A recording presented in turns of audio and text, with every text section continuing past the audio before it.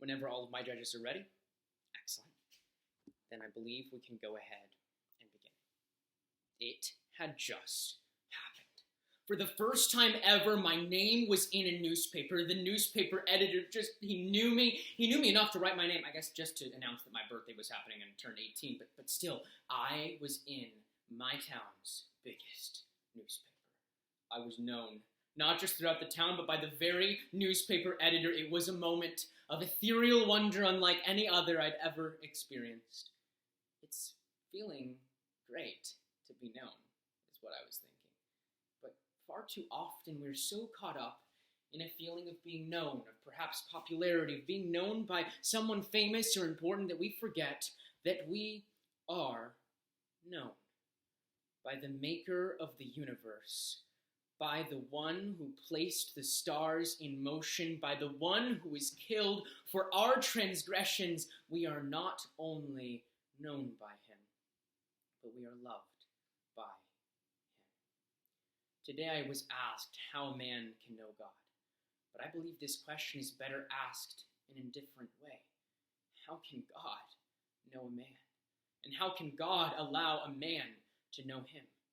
To answer this question, we have to turn away from newspaper editorials and the wonderful, fanciful delights of being known by someone in life to the much more beautiful honor of being known by the maker of the universe, known in all our sin, known in our depravity, known in our pain, and loved by him.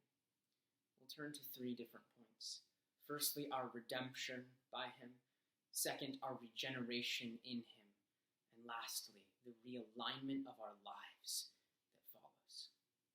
In turning to redemption, it's a concept that we seem to know well, right? But if we turn to that word, the word in both Hebrew and Greek contains in it a meaning of significance that is unlike any other.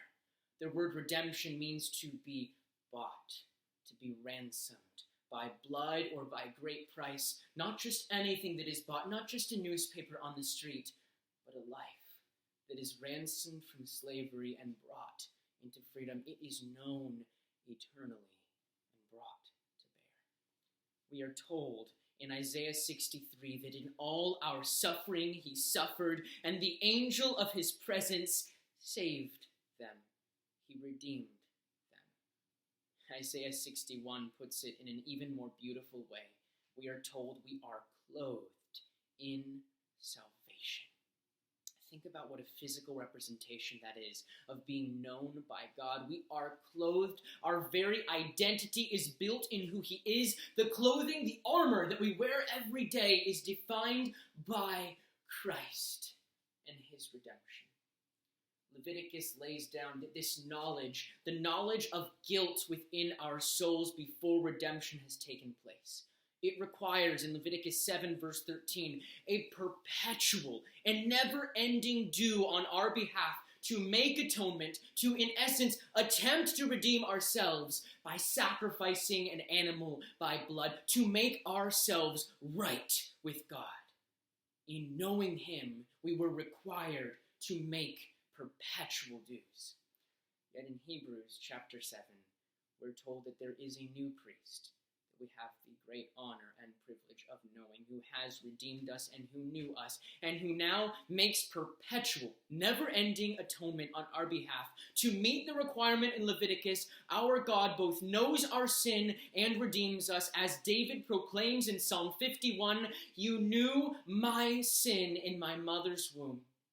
Our God knows us in our very sin, while we did not even know him, and still redeems us. What a great privilege and honor it is to be clothed in his salvation. And not just redeemed, but regenerated.